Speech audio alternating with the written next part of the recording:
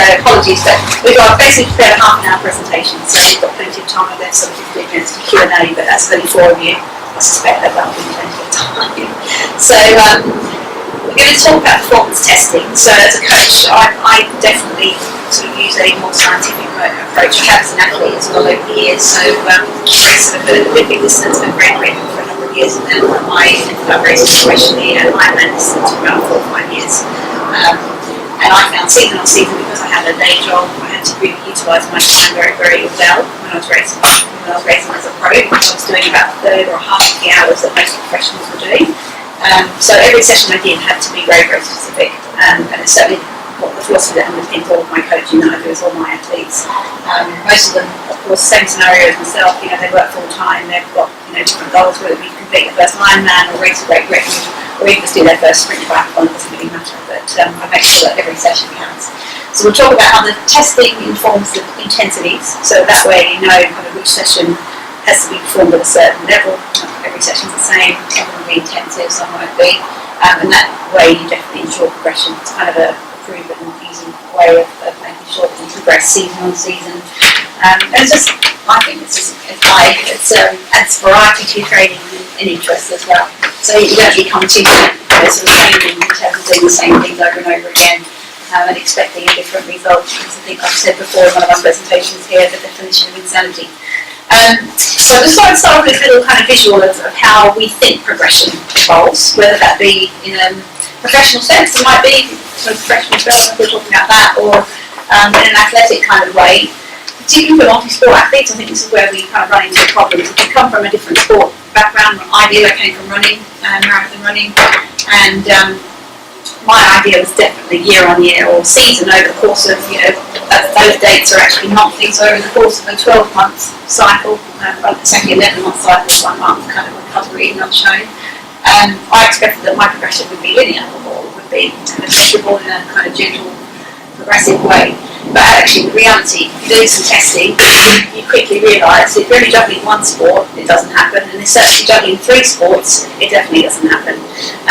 So that kind of helps us understand that what we think might happen in terms of progression is very, very different to what the reality pans out.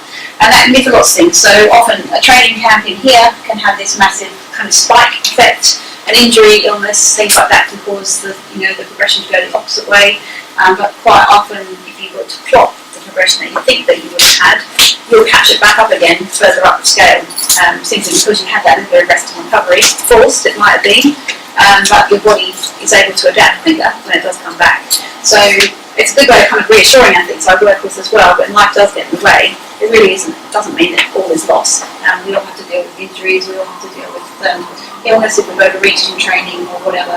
So when we kind of overlay them over top of each other, so the blue indicates swimming, the white indicates cycling, the red indicates cycling, I'll get my words the right way around, and the green indicates the running.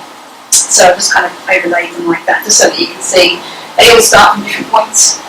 So if you kind of kept your swimming up maybe over your rest period, if you've taken a couple of weeks off at the end of the season, athletes tend to revert back to what they like doing as opposed to what they need to do quite often.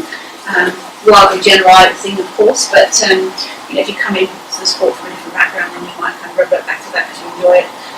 So, certain levels of different sports would stay maintained a lot easier, whereas if you're kind of new to a technical sport, perhaps if you're not a swimmer, if you haven't done much swimming in your life, as soon as you stop, it kind of all goes a little bit pear-shaped in terms of the technique, the movement patterns, the feel for the water just disappears, so you kind of start from a very low baseline again.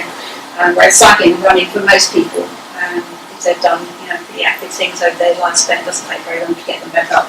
So hence their progression, once they invested in the training, goes straight back up again, and they find themselves very quickly back to where they were, not far off when they left off. So it's kind of good to bear that in mind, because it also helps us as a coach, or if you're self-coached, or if you're following a plan out of a book or a magazine, it's often not that wise to expect to be able to really push the running and expect that the cycling and the swimming are also going to progress at the same time. So sometimes it might be worth just looking at how you're progressing that and saying, well, actually, I'm going to invest some time in my running, I'm going to get that up because that's my weaker area, and I'm expecting that my cycling and swimming might still go onto a bit of a holding pattern. I'm going to maintain, but they might not improve quite as much over time. So this helps you kind of unpack that a little bit and also plan your year. So if you've got a busy time at work, or if you're going to be away with the family, then is it a very realistic thing to be planning to do a whole of the training in July, where you need to kind of peak for a race in August, for example. So it just kind of helps us with that process as well. So as I said, performance testing, I think, is probably the easiest way to sort of plan your training. You can start from that as a base, because a lot of the kind of commercially freely available plans sort of are more, what I would say, outcome focused. So you could look at it and say, okay, I'm going to do a half Ironman. So you're kind of starting at the pointy end and working backwards. But that kind of assumes that everything is on an even path to begin with. And in my experience, most athletes aren't really in that league. You know, they haven't had a good exposure to swim, bike, run. Obviously, if they've been doing the sport for many years, then they might be on an even path, but it's a bit of an assumption that they are. So by doing some testing, you kind of find out, all right then, well, I've got a bit of a deficit over here. These two things are quite good. So that's where you kind of need to start from. So you have two options. Neither of them are that pleasant, but equally, the more you do them, the more you realise that actually they're a bit of a race simulation. So they're actually really valuable practice for race day. Mentally, they make you more robust. They're usually quite short and sweet, and if you kind of deal with them on that kind of basis, that it's not going to take very long to gain the data that you need. I know we have a conversation with my athletes about how squeamish they are, because a lab test involves taking blood out of you. It's an invasive test. It's not very, awful. It's a pinprick on the finger or your ear. If you're on the treadmill, it's easier for them to do it that way. But yeah, you do end up obviously with your colleagues at work saying to you, "What have you done to your ear?" The next day you've got a big purple ear, or you're finding it hard to type because you've got a sore finger. So yeah, the lab testing does obviously have implications, and you wouldn't do that one a lot of the time. Even elite athletes wouldn't be in the lab every month getting tested. You would not see that many changes in the markers. But certainly, I used to do them sort of at the end of the season or the beginning of the season, year on year, and then I could look at how my physiology had changed, and then start to tweak my training to very much fit what I needed to do. And as I said, that's kind of the cornerstone of how I train and work with athletes as well. But equally, field tests have a huge, I think, value, because they're short, easily repeatable. You can just go down to Richmond Park, you can do a bike time trial there when it's quiet and there's not much traffic, go early in the morning or late at night, good old light. Same with the run test, you can nip over to the track, down there at Barnes or over at Battersea. So field tests are great, because if you've got an athlete whose mindset is very much, well, I need to know how much I'm improving and I need that feedback all the time, if they're quite keen to have that sort of feedback to know their training is working, then I normally would encourage them to go down the field test route, because we can do those every 6 to 8 weeks without having a huge demand on the body. They can bounce back from them quite well. They're often quite a nice little interval session for them. You can kind of structure them as a little 3 mile time trial on the bike. Do it 2 or 3 times, try and beat the time that you did before. It gives them a good incentive to really go quite hard. But sure, it's not going to injure them, take too much out of them. They'll recover pretty well in a few days. The run test the same. I'll show you some protocols of different field tests that you can use. There's loads of them around that have been used by coaches for years, but it's kind of knowing which ones are good for multi-sport athletes again, or endurance athletes who are doing Olympic distance or half Ironman or Ironman. But equally, then so field tests. If people sort of say, well, I'd like to be a bit more scientific than that. I'd like to know my metrics, my sort of fat analysis. I want to look at my power to weight ratio and all those kinds of things. Then once again, popping yourself into the lab and then maybe doing a couple of field tests as well could also be a good solution as well. So it really just depends. Again, I'm very athlete-centric, so I'm usually guided by what sort of feedback the athlete needs. And certainly as a coach, if I think they're looking for high performance and we need to look at exactly where we can make significant gains, in that 3 month period, then the lab testing is going to give us those answers pretty quickly. So I'll just give you a summary of what each will give you. So if you go to a lab test, you need to look at sports testing facilities. And there's loads of them around. It's become a huge market, as you can imagine, with everything associated with triathlon these days. These sort of things are springing up for anybody off the street just to walk in and pay their money to do. I prefer to work with testing facilities that have some experience with endurance athletes. There's a lot of software you can buy out there where you can put anybody into a room and take these parameters, but I think the power is where people understand how to interpret the results, and obviously you know how to use the software. Because a lot of the software has actually evolved. Had a few of these sort of done as a bit of a kind of a test study, as it were, where they've looked at how to keep hospital patients alive, their metabolic tests basically in hospital, and then they've applied them, seen a big gap in the market for sports-specific testing, and applied that software to sports. And my impression from getting the reporting from that route, as opposed to a sports testing route, very, very different. Not that relevant. So do your homework, obviously chat to the people who are doing the reporting and the people in that sports science specifically, find out how much experience they've had with endurance athletes, rather than sprinters on the track or hurdlers or whatever. You kind of want to get a sense that they understand what sort of physiology you need to go and do a 2-hour event, a 6-hour event, or a 10-hour event. Because obviously the aerobic side of things is super, super important for us. A lot of sports testing is much more interesting what your VO2 max is, so we can compare you to Lance Armstrong and all of the other elite athletes who are out there on the planet. The VO2 is not that important really for us. It's mostly genetically sort of determined. You can definitely lift it with the right kind of training. 3-minute intervals, full on, as hard as you can go, lots of them. Maybe not, probably once a fortnight, you can probably do those and get away with them before you make yourself sick or injured. But that will definitely lift the VO2 max, but it's not super, super relevant to a 2-hour race. So what I prefer to look at is the difference between those two thresholds. So I've got some examples actually, I'll pull that up in a second, you can have a look. But where those two occur, the aerobic threshold occurs where the lactate starts to appear in your blood as you're working through either a bike or a run test. And then the top turn point is the anaerobic one, which is just before you crash and burn, basically. So just before you reach that point where I can't go on, I've had enough, I can't push those pedals anymore, I can't run any faster, don't go up another level kind of thing, that's me, done. So if there's a massive gap in between those two, then that, as a coach, is what I try and lift very, very quickly to get that aerobic threshold up. If you've got a high turn point anaerobically, it means that you've got a very, very fast petrol engine. You can go and just put the afterburners on, fly down the street as fast as you like.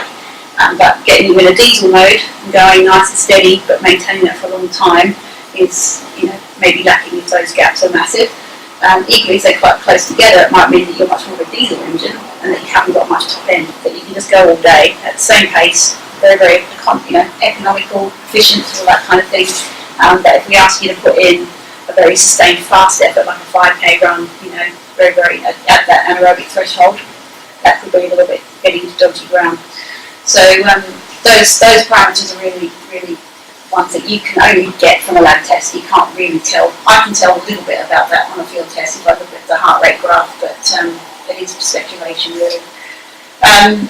So they give you an accurate measure, blood lactate. You'll see they basically look at the CO2 exchange, so you've got a mask on. That's probably the worst bit of the test, to be honest, because you feel like you can't get a good breath in because you've got this big kind of thing around your face.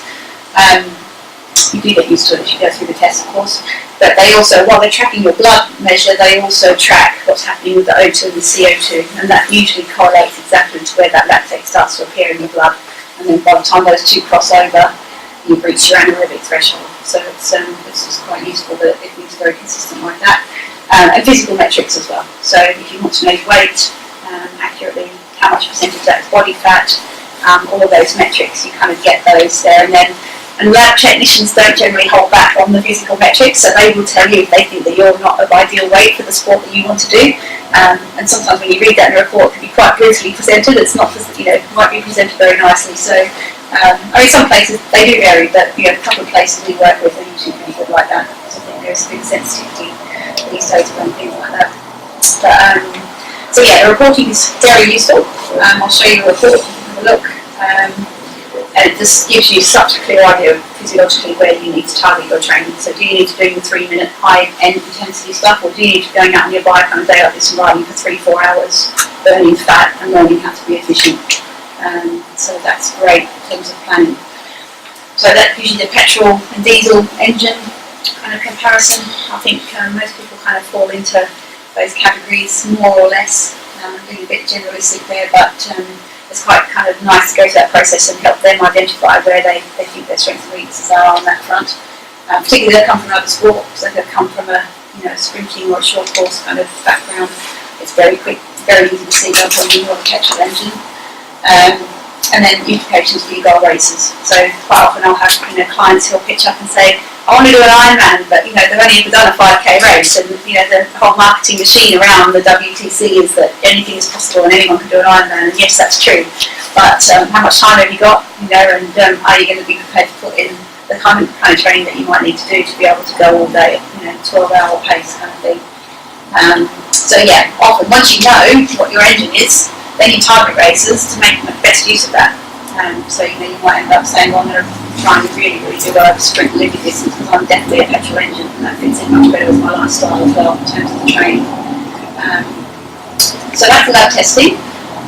Field tests, got a picture here of Spencer Smith just ripping it up on the Yorkshire moors there. So basically you just need to find a route around your house or around locally that you can get to, free of traffic, obviously not with a great big pond rushing through it, but on your race bike, you know, kind of, you don't have to be kitted up completely in your race helmet and all the other stuff, but you know, you need to be kind of good to go to put out a good strong effort. But the great thing about that is repeatable, so if you've got a route that you can ride, you can do it every few months, every 2 months, 3 months. Same with the run, you've got somewhere that you can go, and you don't have to do it on track if you don't really like running around in circles, it's no problem. I prefer to go in Richmond Park as a kind of a rectangle that I run that I know is more or less going to be perfect for me to get through in 12 minutes. It's not invasive, so if you don't really want to be prodded and poked with by a lab technician, then you don't have to be.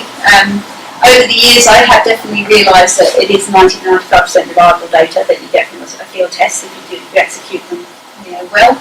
Obviously, nothing's foolproof, but obviously a lab is a little bit more kind of tightly controlled. But once you've done the field test a couple of times, you know how to pace them, then it's no problem. So they're a great measure of threshold rate of exertion, your maximum that you can achieve, and you gain the same thing in terms of speed and the distance data. And that helps you prescribe your training intensities. I'll pull that up now, and then you can self-monitor your improvement. So if you like that positive feedback, and you can see that, you know, month on month that those parameters are moving, it's really very, very encouraging for you to continue that motivation. So let's have a look at a lab test.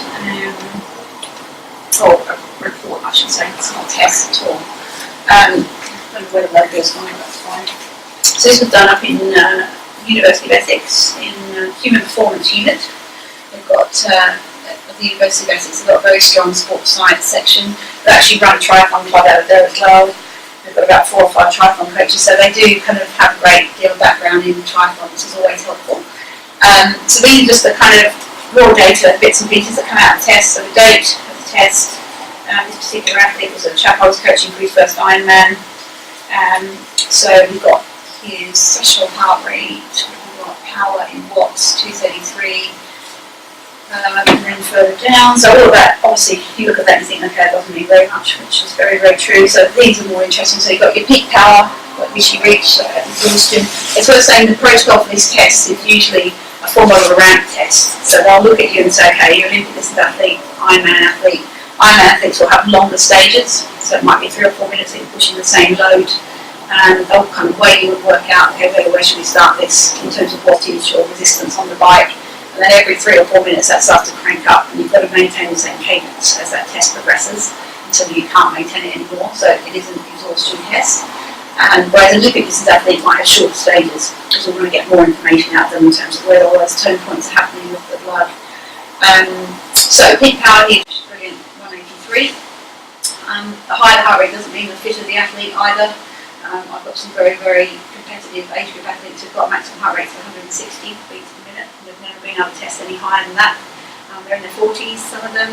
I've got a couple who have been able to push 210 to 205, which you can take the kind of, 220 minus your age kind of formula kind of blows that well and surely out of the water. So it is very much physiology. Physiology is what you are able to produce is where we need to work from. And I'll probably keep coming back to that because it is my core kind of philosophy. So it does depend on the size of your heart, the stroke volume, obviously how fit you are as well has a bit of an impact. As bigger you are, you'll notice that your resting heart rate comes down as your heart becomes more efficient in pumping the blood around. So never worry about that number. It will change, very much between everybody in this room. I'm sure when my athletes go out in a group and they start comparing their heart rates, it's the worst possible thing they can do because none of them are the same in terms of zones at all. So you've got your VO2 max there, just the mils per kilogram, that's the oxygen as well, the absolute where the VO2 max occurred in terms of that blood volume, and then efficiency, cycling economy, all these things are great if you're an Ironman athlete to sort of track those over time. So they produce a range of heart rate zones for you, similar to the ones that I produce off the field tests. So they're kind of, there's a standard formula that we use. So I'll show you the calculation sheet in a second, but you can kind of get a sense of recovery heart rate is kind of your warm-up pace zone 1. So if you're wearing a heart rate monitor for your run and your bike, obviously they are different. So you do do need to do a bike test and a run test. They're not usually the same, unless you've got a really strong background in cycling and you've kind of ridden competitively for many years. Most people can't push anywhere near the maximum they can on the bike as they can on the run, because run's weight bearing, so you obviously have a bit higher load there anyway, just without the kind of test. Endurance heart rate zones, you can obviously, some athletes have got a power meter, but if you're in a gym and you're working on a bike or a gym bike, you get that power feedback as well. So if you're doing sessions indoors over the winter, that can be actually quite helpful because you can make it very, very specific. But otherwise, heart rate, honestly, you can take that anywhere, of course. So if you're out on the road doing a long ride or you're indoors doing an interval session, you can only invest in one bit of kit, then the heart rate's the one to invest in. Heart rate monitor, I should say. Tempo, so that's just underneath your threshold. So again, everything works back from threshold. So if we know what your threshold heart rate is, so it's in that range there, usually at the lower end, then tempo is a very small slice just under the threshold. And by working even that small slice under the threshold, we actually push that threshold up. So it's not about how much you do above that for endurance athletes, it's usually how much you've done underneath that. It's kind of counterproductive when people are time poor. They think, I've only got half an hour, but I'll go as hard as I can. But actually, you're better off just doing a very controlled, very steady endurance session with only a few sprints at the end. So there's your threshold. Then anaerobic, unless you're doing sprint distance and some Olympic distance racing, you won't do much work up in that kind of zone. It's very, very taxing on the body. Takes a lot more out of you in terms of recovery, so that therefore 2 to 3 days after that, while your body's replacing glycogen, energy stored in the liver, you're going to feel a bit wiped out. So again, it depends very much what we're doing in terms of how much training we do in that zone. So we've got a little bit of a comparison here. Oh no, that's just the data that's come out of it. So you can see the graphs going up in terms of, you probably can't read that, but the one on the left is VO2 and efficiency. So that is measuring again, that oxygen extra. So you've got the kind of, what's happening through the mask is on that side, what's happening in the blood is on that side. So you can kind of see the trend and the pattern there. On the right hand side is measuring in black is lactate, so that's the lactate building up in the blood as it's coming out of the athlete at those points where it's being measured, and that is the heart rate, so we've got a bell from. So you can quite clearly see that once you reach that threshold, it all goes backwards pretty much from there. It's a big spike, and you do feel it. It does creeps up on you, and then suddenly it's like, right, I can't go anymore. That's it, I'm done. So the more times you do it, you start to recognise when it's imminently about to happen, and that's it. So just a quick look at. He did a test in 2010. Yeah, this is zoom up. So we just had a little comparison of values, I think, at about a 3 or 4 month interval. I think we tested in September, October, and then we tested again in March. So he had a good 6 months of conditioning to see how much he'd improved his markers. So it turned out to be about between 15 and 17% on his efficiency values, where the lactate started to occur in the blood was 15% later. On this test, just on the measures that we had. So you see the top one, pink and the blue lines are efficiency. So you can see where it tops out on the pink line is higher in terms of the efficiency turn point. So basically where the blue and the black one meet is the first test that he did in October. Where the pink and the red one meet is where the test that he did in March, occurred. So there's definitely a higher peak there that he's able to go to. On VO2 and on efficiency, and then the one on the right, this one here, we've got the lactate tracking, top and bottom, so the lactic acid building up. The black test was in October, which you can probably predict. The lactic acid is much, much less on the March graph, and again, a higher sort of top out point. But what was nice to see was just how long he was efficient for that graph started to rise. So, and that was even evidence he was training. He was putting that training feedback in as we were going along through those winter months. And then the heart rate, as you can see, there's a little bit of a change there. His maximum heart rate, but not very much. But he was just able to push a little bit harder. But that graph is pretty much standardly stacked on top of each other. So, that's that. And then just give you a quick glimpse of how I calculate the heart rate training zones. So once the athlete's done the field test, so is kind of the contrast, the science behind the field testing, as it were. Maximum heart rate that you reach on the cycling test is an Excel spreadsheet, pop it in there, and then it calculates zone 1, zone 2, zone 3, zone 4, zone 5, which correlates those ones that we saw on the test in terms of endurance. High, come in, tempo, lactate threshold or threshold, and then anaerobic. So as I say, Ironman athletes pretty much just need to memorise those. Olympic distance athletes on that kind of way back. And same with the running, so once you've done the running kind of field test as well, it's a very easy process then every 6 weeks, every 8 weeks, just to pop that in. And as I say, it doesn't change that much, the maximum heart rate, so the great thing about that is once you've kind of got a feel for your pacing and you know what the zones are, you can just kind of maintain that through the season, it doesn't change a lot. But what will change is the distance that you're able to run or ride on those tests, and that's where the athlete gets the positive feedback and the sense of how easily they're doing it as they go through the season. So does that all kind of make sense? Is that kind of a good sort of overview of, I know you just come in, just presented an overview of two types of testing. Ready for the next session, sorry. No worries, I was a bit late, so that's why we're here, that's fine. Okay, so what test is best? So this is a pretty detailed conversation, but it just depends really. But swimming is easy, we don't do invasive tests. I think Olympic swimmers, you would probably be expected to have an invasive test because of your threshold for swimming. Quite hard to do, as you can imagine, having somebody lean over in the pool and take blood out of you when you're swimming these threshold efforts. We don't even attempt to do that as athletes, even professional triathletes, we don't worry about that. So we just do a lot of different ways of timing. Obviously, swim smooth, and with my own squad, I find that the easiest one to implement is the critical swim speed measure. So I put them in, get them also a 400 metre time trial, have a little rest, and do a 200 metre time trial. We capture those two measures. There's a calculator on the website, and I've got it as an app. So you just put those two values in, and it does a calculation for you in terms of generating what is your 100 metre pace. And then we utilise that as your threshold pace. And then much like the cycling and running, we work everything back from there. So a lot of the longer sets will be aerobic, they'll be below that pace in terms of easier.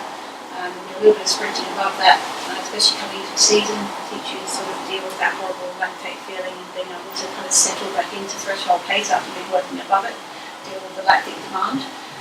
Otherwise, there's a good old threshold test that's been around for a long, long time, ever since I've been in triathlon anyway, so a good sort of decade and a half.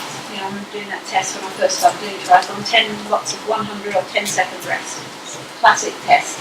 How fast can you go on those hundreds? How long can you sustain it? What's the total time? Deduct the rest, divide it by 10, and that's your threshold pace that you start working to. Some coaches are more eager, they get you to do a time trial. Obviously it's quite race specific. I wouldn't ask anyone to do that in the winter because they can bring up conditioning after that, but certainly going into sort of more technical area to improve, so a lot of the time it is related to rhythm, and it also just gives you that profile then. If you're swimming at a low stroke rate, what does the stroke look like in terms of speed and efficiency, and then a bit like a ramp test in the lab, it's exactly the same kind of idea. You just keep taking the stroke rate up and up and up, and looking at how the speed changes and efficiency starts to then level out and then go backwards. So wherever that turn point is where we say that you're most efficient, and so then you need to condition yourself to be able to maintain that stroke rate over time. So the two bits of data that you get out of that, out of any of those tests, is time, heart rate. Bike testing, as we said, you can go in the lab, do the performance test on a static bike, you get a full profile of everything. If you don't want to do that, then these are other options. So you've got your field tests. All coaches will have different types of field tests. As I say, I keep it pretty simple. 2 lots of 3 mile efforts. Anywhere that you can find quite a bit of road. And you try and beat the time on the second effort, so that gives you that incentive to go a bit harder on the second one, so you do get a true maximum. Time trial, these are great because they're run all over the country. I mean, it's great here in England, there's time trials everywhere. 10 mile, 25 mile bike, 50 mile if you're racing Ironman, I find that fantastic distance to do. But equally, if you're doing Olympic distance, these are great. You can do them every week if you want to. If you're recovering well, and you know that recovery powers are good. Good way to sort of test out your race equipment as well. Put yourself under a little race scenario. You can just do it once a month. 10 miles are great. Then often have them on weekday, like a Thursday night. Just look at your local cycling club. They'll often have time trials. Otherwise, a 25 miles super specific for Olympic distance. If you go and do a 25 mile time trial, you'll have a very, very clear idea of what you can do as a standalone 40k ride. Otherwise, this one is the repeatable one that I use with my athletes, the FTP test, so it gives us the functional threshold power. So just a 20-minute time trial on a turbo trainer or indoor bike, static bike. You've got all the technology, on you. If you haven't got all the technology, then we look at what we can get out of that file. But what we're trying to find is either your average speed, any of these or all of these are good. The distance, if you're out on the road doing that one. Wattage, if you're doing that one, or the load test. You've got a power meter on the bike, of course, and heart rate. Thanks. Yeah, no worries. But yeah, I mean, heart rate you'll see is a constant across all four of them, really. I think it's, if you're going to invest in one with this technology, that's the one to do. And then the run test, again, we can start with the top, we start with the lab test, you get everything from that. Lactic turn point, max, all that. Otherwise, your field tests, so I've been doing the park runs, and it's so easy. It's a great little field test. You can do them, they're free. You know, pitch up on a Saturday morning to your local park if they're being run there. Perhaps you can do one of those a month and kind of chart your progress, or every 2 months if you want to kind of follow that cycle. But equally, if you're going Ironman, then half marathon is a great distance. It's not going to take too much out of you, but we'll know what your kind of threshold, just under your threshold pace is for that. But yeah, 10k again, that's lovely and specific, just like the 25 is for the bike. But otherwise, Cougar test has been around for probably donkey's years, a long time. So this is just a classic 12-minute run test. So you just put your watch on, you go on the track. You don't have to be very scientific at all in terms of having any other technology. You just run as far as you can in that time. And then you take that number of meters that you've covered. There's loads of websites that will do the conversion for you, but it will give you an estimation of your VO2, which, as we said earlier, is not that important really, because we can influence it, and for endurance athletes we're much more interested in where those two thresholds sit in relation to each other. But it's great if you want to then go say, right, well, I'm 30 points away from Lance Armstrong or whoever, whichever elite marathon runner or triathlete you want to go and look up their VO2 max number. But it's very clever the way it does it based on your distance covered, your age and your gender. So that's just, sometimes people are very interested in their individual physiology, and sometimes those numbers do surprise. Apparently it depends very much on your mum in terms of genetics, the way it comes down in the family. So if you've got a high one, you can usually thank your mum for that. This is really important. All of my athletes get strength and conditioning. There's no choice these days. When I first started coaching, I just used to do swim, bike, run sessions, and strength training was optional. But any athlete who signs up now for me for coaching, they have to do strength and conditioning as well. I did a little kind of analysis of my group of athletes after been coaching for about 3 or 4 years, and realised that the sample that did strength and conditioning year round didn't get injured and had a consistent peak in terms of performances. They could put back-to-back performances together over the season, didn't sort of dip out or anything like that. All the guys who were a bit patchy with this or didn't really see the value in it had all, not all the problems because they didn't get injured, but generally they weren't consistent with their performances over the season and were more prone to injury, was what I could use. So I think it's really important. Certainly for athletes I coach in their 40s, like myself, I think that once you get into that kind of period of your life, you definitely need to be offsetting the decline in your strength with some strength and form training. So pop it in there. But you can definitely test for your biometrics or biomechanics, I should say, get some gait analysis if you think that you are a bit prone to running injuries, or if you are trying to up the distance, do something quite significant like an Ironman. It's good to kind of start from a big base in terms of biomechanics. Same on the bike, you can go and get a retool fit, which is a motion capture, so they can wire you up and you look like the sticking set on the bike, and you can see where your pedalling efficiency is. But not just that, they'll fit the bike according to these things, so your flexibility, your range of movement, and also what kind of bike you've got and the distances you're racing. So that can be a good one for the bike if you know you've got issues there. If you're on a watt bike in the gym, or if you're looking at a tap one or a comp trainer, quite expensive bits of kit to train with, but they give you a pedalling spin scan so you can see if you've got right and left deficits, or if your knees coming in and out, it will sort of tell you that the spin on that, particularly the watt bike's very poor, it looks like 2 eggs, but if you haven't got 2 eggs and you've got like a bit of a wobbly thing going on one side and not the other, you very quickly start to pedal so that you can get the knees out, so it's a very quick bit of feedback, which makes you efficient there. And then obviously what I've been doing this morning is video analysing swimming. So there is lots and lots of technology around, to sort of help us in terms of getting all of those parameters to train with. Massage. Oh, you might just think that's someone just leave? the chat. Oh, right, okay. Just say let go. Right, so I think we've pretty much covered all this. Yeah, that's fine. Lovely to meet you. Yeah, terrific. You're welcome. So using the science, so yeah, I think I have pretty much covered all that. So that's a heart rate trace of a run test, a 12-minute run test. We can't see it there, the numbers are all mashed up, but that was literally when you took off on the track. You can see it is pretty much at threshold. And that's what I was saying about with the field test, you can pretty much see a threshold heart rate when you do a field test if you've got that kind of data being produced. You can assume that if you can maintain that, an average of what that is, that's going to be your threshold heart rate. So you can kind of work your heart rate zones out around that. And that applies to a power file as well if you've got a power meter. But equally you can use the speed and distance. So if you did the 5k park run through, for instance, and you know what time you can do that in, well then you can work back and find what your marathon pacing should be and what your threshold should be. So if you're doing threshold intervals of 3, 4 minutes, 5 minutes, tempo should be slightly below that. So you can sort of start to wheel around once you know what that threshold number is. So as I say, you can apply that to each discipline. So there's the swimming one, that's the CSS calculator off the Swim website. You just plug the numbers in, hit calculate, and it generates a 100-metre pace for you. It's not foolproof, so if you go out and overpace a 200-metre time trial, it will heavily penalise you for that on the swimming one. It's got a little algorithm built into it, so that if you have a massive variation between your 400 and 200-metre time, it penalises you and makes your 100-metre pace slower, because it really kind of assumes that you can't maintain that as a threshold pace. It's just that you've been able to go out and you're a bit of a petrol engine and sprint to 200. So I think the main kind of thing, utilising science, the main thing to sort of say is you need reliable technology, and also these days that's not a problem, but certainly going back in the older days of heart rate technology used to be a complete pain where you'd be running with someone and you'd have their heart rate and you all add it together on your watch and you're going, what is going on? I've got a heart rate of 300 and something or other. But you know, that's all pretty good now. I think the main issue I have with my athletes is usually when the batteries go. That sometimes is a problem for them because it's often unreliable for the week or two leading up to that point where they suddenly recognise, oh, we need to change the battery. So not getting worried about that is my main bit of advice. You know, if you're getting heart rate faults that aren't consistent with what you had before, just that's probably time to get it serviced or put a new battery in it and just get on with it, sort of thing.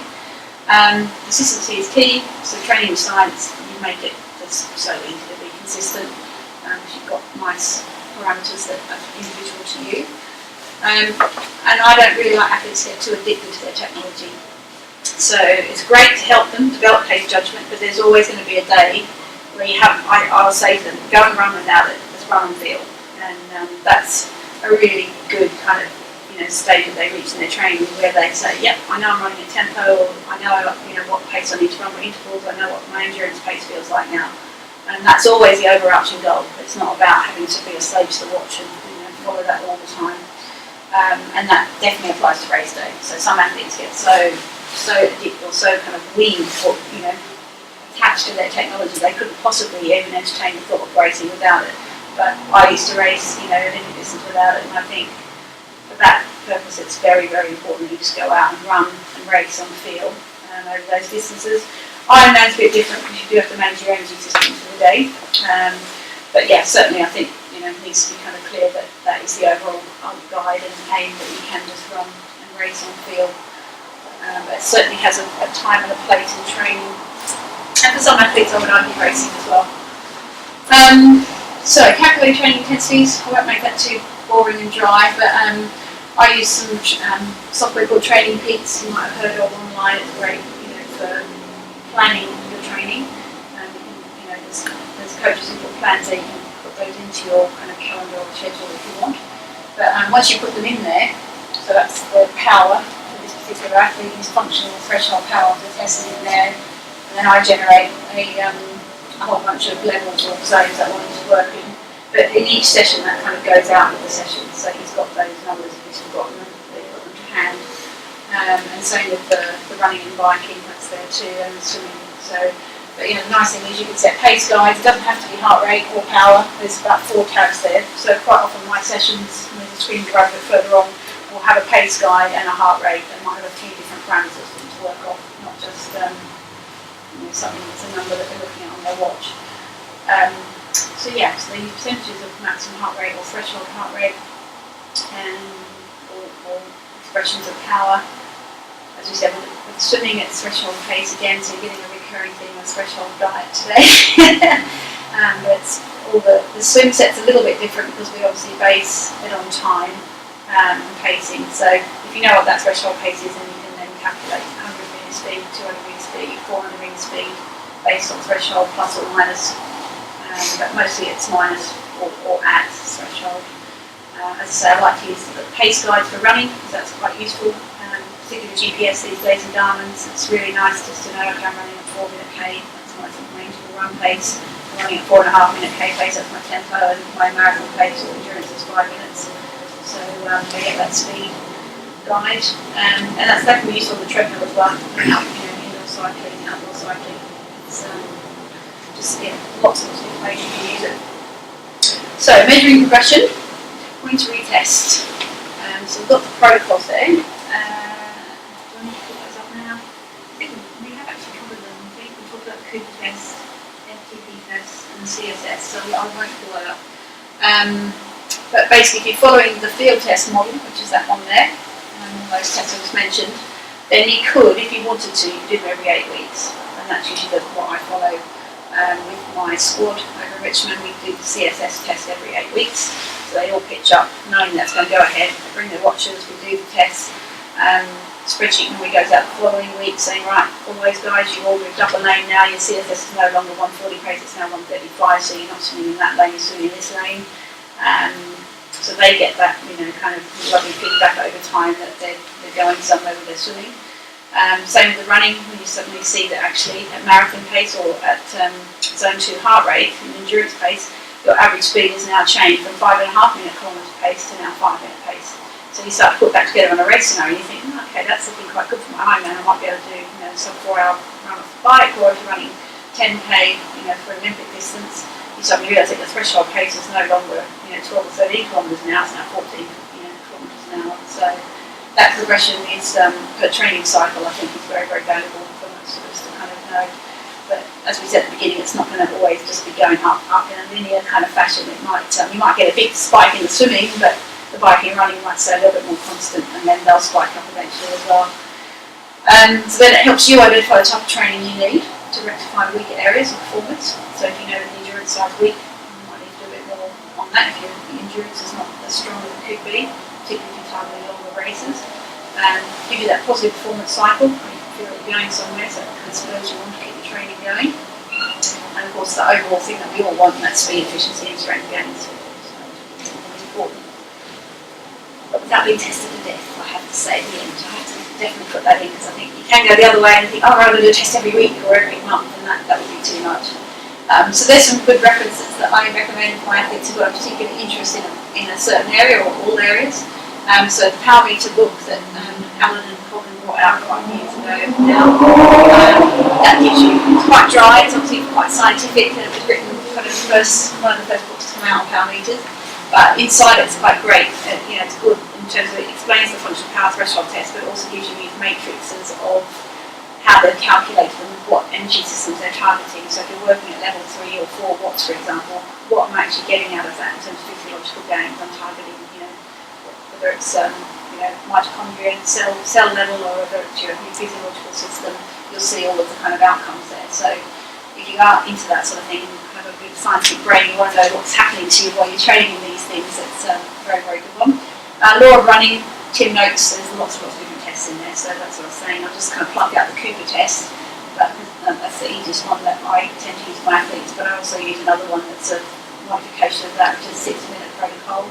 But there's lots and lots of different tests in there, so just depending on, again, you can look up the chapter. If you're a marathon runner, you can find all the test relevant to that. If you're a 10k runner, half marathon runner, 10 mile, whatever your distance is that you're specialising in, there'll be quite a good approach for that. If you want something more scientific for triathlon, that's multi-sport, kind of being written from a multi-sport perspective as opposed to a pure sport perspective, Philip Skeever's book is quite good.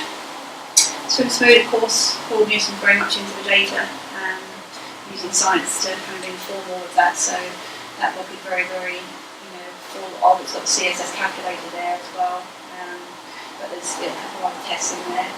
And just how to progress your training using CSS, so he's kind of the first person to bring that in terms of the swimming, how to train with those kind of scientific parameters. As I mentioned, Training Peaks, online training software, so that's a good way of just having it all in one place.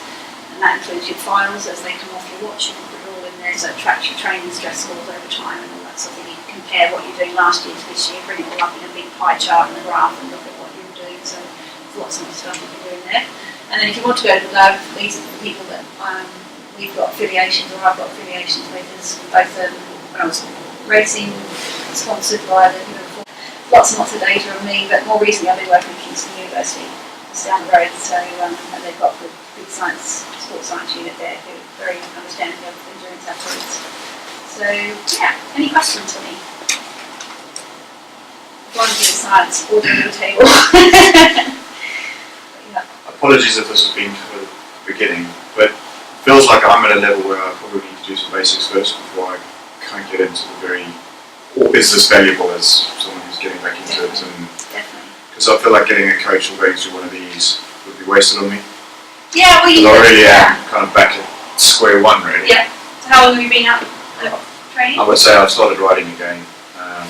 Cover 100 kilometres reasonably comfortably, but want to sort of give triathlon a try. I haven't swum since I was a teenager, and through my running, I would imagine I'm a 55-minute 10k. Okay. Yeah. Not anywhere good. It's definitely relevant. Yeah. Yeah. So I mean, where I sort of started from was sort of how we think progression works versus how it actually works in terms of it not being necessarily in line with being multiple athlete anyway. And certainly your cycling being quite strong might be the higher of those three. Swimming a bit lower than running, maybe somewhere in between. But the main sort of message was that you need wherever you're starting from is in terms of training plan where you should start from. But what the sort of comparison I've made is most commercial plans that are available are kind of working from the race backwards. It's assuming everything starts from the same baseline, which in my experience with just as an athlete as well as coaching people doesn't really hold true. Unless you've been doing triathlon, of course, for a number of years, and you know that you've brought each of them up to a fairly reasonably similar level. So yeah, I mean, you don't have to get too scientific about it. It just needs to be basically a field test in each one. So swim, bike, run, just do the field tests, get your thresholds on each of them, and then you can structure your training around that. Yeah, I mean, it's more interest sake, I think. That you put yourself in the lab if you want all those parameters once you've done some training. So at the end of the season would be a good time to go put yourself in the lab and get all that info. Then you can sort of look at it and say, right, well, over the winter, I can see there's a few things I need to work on here, and that should come out in the reporting to kind of guide your training. And then back into a training cycle, over the spring, summer months. I don't know, I think there's no other way, otherwise you're kind of just working on 220 minus your age, which is highly inaccurate, unless you're kind of Joe Average off the street and going to the gym. It's not really for people who are looking to do sport, I don't think. Or otherwise, what other metrics do you use? It's so it's up to you. I'd keep it simple, like do the field test, they're easy, every 8 weeks. How do you, maybe it's kind of the same question, but particularly in swimming where technique's such a big thing. It is, massive. But almost testing the fitness. Yeah. What it isn't. Yeah. Well, technique's going to be a massive part. Yeah. You get halfway through the 400 metre time trial and it all starts to go a little bit unravelled.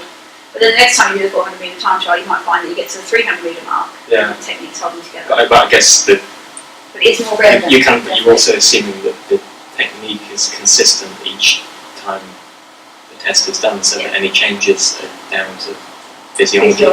Yeah, definitely. Well, that's why I put that in, about having a retool fit or doing a gait analysis on your running, or the equivalent. I guess that there's no way you can sort of strip it out and say, well, that's technical you can to a degree, contribution and that's the fitness. You can to a degree. If you've done a strengths and weaknesses analysis, then you know that your swimming is quite weak compared to the other two, which is I'd say it tends to be the majority of the profile of athletes I see anyway.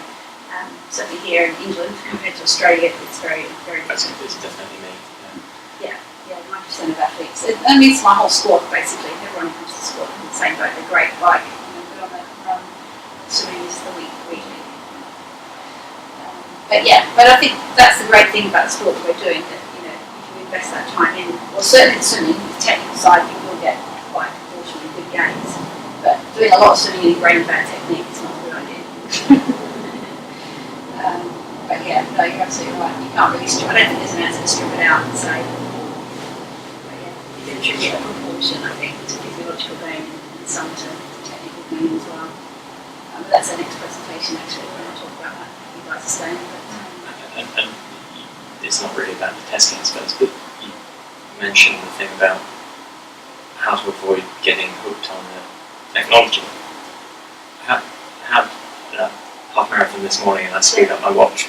So there you are, you're forced to. Yeah, but it's fine. I mean, I'm not somebody who's particularly hooked on it, but there are people who are. Oh, totally. So how do, after putting them through this kind of testing process and getting the numbers, how do you then? We give a proportion of time to get their feel for pacing. Yeah. I call it. So I like to sort of put in components into the plan, and I'll make them aware that this is a run that's aiming to develop your pace judgment. So I want them all to be within a range of maybe 5 seconds if they're doing mile reps or something like that of running. And then maybe say to them, on 2 of those reps, I want you to look at your watch. I want you just to do those on field. Like obviously look at your watch when you set off, because you don't need to have a time. But when you finish that rep, I want you to look at the watch and be pleasantly surprised that you hit that same time. So yeah, it is a matter of kind of them putting it to the test that you think, I'm going pretty well on my pacing. Okay, well let's see how good you're going then. So put that to the side and try. But then the best time, I think, is to say, right, well, once a week on my endurance run, leave the watch on. I'm going to leave the watch on and just go run and feel like, especially on a day like this, that should be your enjoyment session where you go out and just appreciate doing it and you love it. And, find a nice place to run, spoil yourself. But when you come back, yes, if you run that route with the watch on week in, week out, and you're running very much the same route, maybe a little bit more, a bit less, depending on what you're doing that week, you should come in and go, oh, okay, well, it's more or less the same time I would have left if I had that watch on. So again, you get that positive feedback that you are getting that feel for pacing. It's the same with swimming. I use a device called the Tempo Trainer or a metronome, and I set that on the pacing mode. So on each lane, because they're all set to CSS, I'll put the lane leader with this beeper on. Especially when they're all newly back after Christmas, and they're all fired up, and the pacing is all over the place because we've got lots of new people and lots of old, my regulars. So each lane we set, they'll leave on a beep. So if they're swimming at, let's say, for ease say 90-second hundredths, so the faster lane, they'll leave on 15 seconds, it'll beep every 15 seconds, the 33-metre pool. So they'll leave on a beep. By the time they get to the halfway ladders at Richmond, it's very helpful because they've got ladders halfway, they'll hear another beep. They'll have to adjust the pace of their head, but they've got to curve it. If they're behind it, they've got to catch it up. When they get to the end, they've got to turn on a beep, get back, and they have 1 beep recovery. So it's really easy on hundreds. Over time, they'll get really annoyed with me because they say, right, no beepers tonight. And they're like, what? Good old-fashioned clock. Let's see how good you are. But I give them a good period of time to develop that pace. So I wouldn't expect them to do it without any practice. But then they're usually pleasantly surprised that they know that they've got to dial it back initially, and then they've got to dig in as the session goes on. So yeah, I think it's a good question though. You're right. Especially with the modern marketing, we do definitely get very addicted to our technology. It is a good tool. How reliable is, I know the new Garmin's got a VO2 max calculator on it and a recovery time calculator. Are they just gimmicks or do they actually have some? The calculator, say, about this formula. I mean, yes, you do put your parameters in, but it's just it's not going to be a reliable calculator out of it. It's just like the 220 minus your age. If you trained on that, the range is so massive. I mean, over a group of 30 clients that I would coach, that would apply to probably about 40% of them. So it's still a big chunk, but there's a massive chunk outside of that. They've got lower heart maximums or higher maximums than 220 minus your age. Especially those who train for like 20, 30 years, they've got all that aerobic in them. Their maximum heart rates do not come down at the rate that would be predicted for a sample of people off the street. Year on year, they're still pumping out these tests, and their maximum heart rate is staying more or less 1 or 2 beats on that. So therefore, their heart rate training zones are staying the same. They're not training any less intense as they get older. If anything, we do less aerobic training, more top-end training with them, keep them strong and fast, because they don't need the aerobic. They're very aerobic, reconditioned because they've done years and years of training, and that just break them down. So yeah, it's a good question. But yeah, I know that the latest Garmin, I just bought the wrong one. I didn't buy that one for that reason, because I looked at how they were calculating it and thought, that's not going to be relevant to me at all. But I was kind of curious to buy it, but I think it's about £200 more than the next one down, so I bought the mid-range one, which is just a very useful watch. It's got a load of features. I'm really pleased with it actually. It's lovely. But yeah, I think they're trying to incorporate coaching into the watch. I think is a mistake. So I'm not sure how well that will It's a go. bit dangerous to sort of blindly follow guidelines if you don't understand. Right, that's very true. But yeah, good. Any more questions then? That makes sense. Was that kind of what you were expecting when you came along? Yeah, good. Okay, cool. And do you want to have a comfort break and